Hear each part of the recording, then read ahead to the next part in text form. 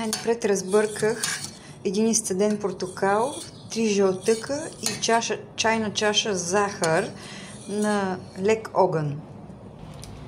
Потапям бишкотите в фреш от портокал.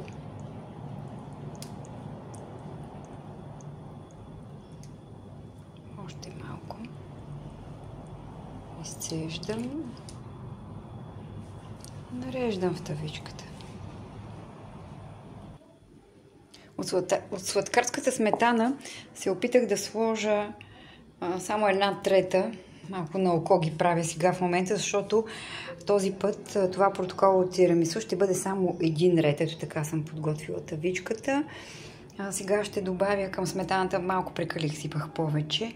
Към сметаната сега ще добавим маскарпонето, може би половината от тази голяма опаковка и яйцата с портокалов сок и захар.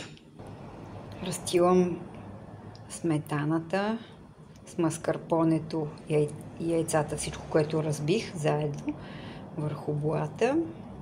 И сега ще залея десерта с...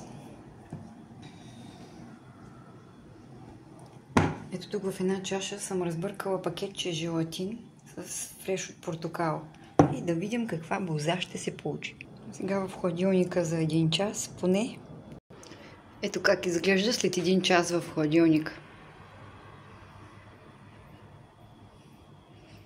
И да опитаме сега.